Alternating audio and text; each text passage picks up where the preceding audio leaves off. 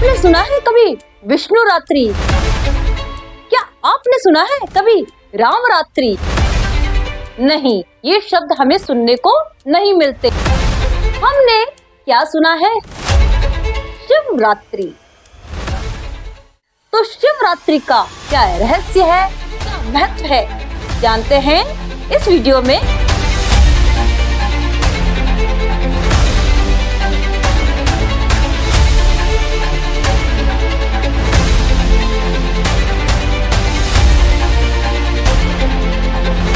Hello guys, welcome to my class Learning Legacy. Learning Legacy class में आप सभी का स्वागत है। तो बच्चों, कैसे हो आप? आशा करते हो आप हमेशा की तरह स्वस्थ, मस्त और व्यस्त होंगे। तो बच्चों, आज हम रहस्य बताने वाले हैं महाशिवरात्रि पर्व का। महाशिवरात्रि क्यों मनाई जाती है? क्योंकि बच्चों, आप लोग सभी सुनते हो, कभी आपने ये नहीं सुना कि हम विष्णु रात्रि मना रहे हैं, कभी आपने ये नहीं सुना कि हम राम रात्रि मना रहे हैं, कभी आपने ये नहीं सुना कि हम हनुमान रात्रि मना रहे हैं। हम सभी देवताओं के क्या मनाते हैं? जन्मदिन मनाते हैं, जन्म उत्सव मनाते हैं।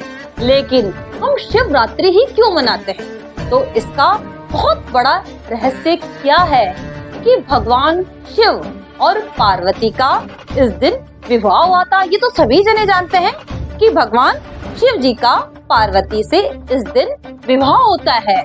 लेकिन तो हमारे भगवान जो शिव है वो क्या है? सृष्टि का संहार भी करते हैं और सृष्टि का पालन भी करते हैं। तो इस दिन भगवान शिव क्या करते हैं? पार्वती से विवाह करते हैं। और भगवान शिव हमें क्या संदेश देते हैं? भगवान शिव हमें ये संदेश देते हैं कि यदि इंसान क्या करे, सांसारिक जीवन में रहकर भी क्या कर सकता है? आत्मज्ञान की प्राप्ति कर सकता है। भगवान शिव और माता पार्वती हमें क्या संदेश देते हैं कि वैवाहिक बंधन में बंध कर भी इंसान क्या कर सकता है? अपने आत्मज्ञान को पा सकता है।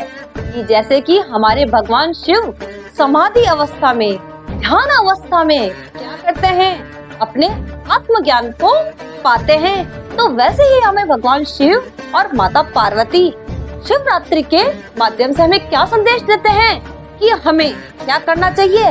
हमें आत्मज्ञान को समझना चाहिए और आत्मा के ज्ञान से हमें परिपूर्ण होना चाहिए। शिवरात्रि के दिन भगवान शिव और पार्वती का विवाह तो होता ही है, लेकिन वो क्या संदेश देते हैं पूरी दुनिया को, पूरी संसार को, कि वैवाहिक जीवन में आकर भी आपको क्या करना है? इस संसार में लिप्त न रहकर किसमें लिप्त रहना है? आपको आत्मज्ञान, आत्मचेतना की बात करनी है।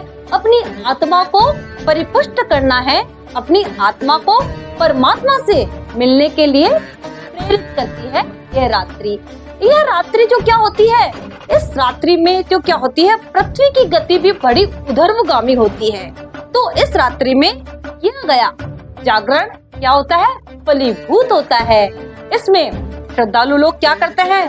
भक्ति युक्त चित्त से क्या करते हैं? व्रत करते हैं, उपवास करते हैं और भगवान शिव की भक्ति करते हैं। तो शिवरात्रि के दिन भगवान शिव हमें क्या समझाते हैं? हमें अपनी आत्म चेतना को जागृत करके क्या करना चाहिए? आत्मज्ञान प्राप्त करना चाहिए और हमेशा ध्यान में मग्न होकर, समाधि में मग्न होकर क्या करना चाहिए? उस परमात्मा की प्राप्ति के लिए यत्न करना चाहिए। क्योंकि जो हमारी आत्मा है वो भी परमात्मा से मिलने के लिए क्या होती है? बेचैन रहती है। कैसे रहती है? जैसे कोई बालक अपने माँ बाप से बिछुड़कर कैसे रोता है, कैसे बिलखता है, वैसे ही ये जो आत्मा है हमारी परमात्मा के लिए हमेशा रोती रहती है, तड़पती रहती है। तो ये पर्व क्या है?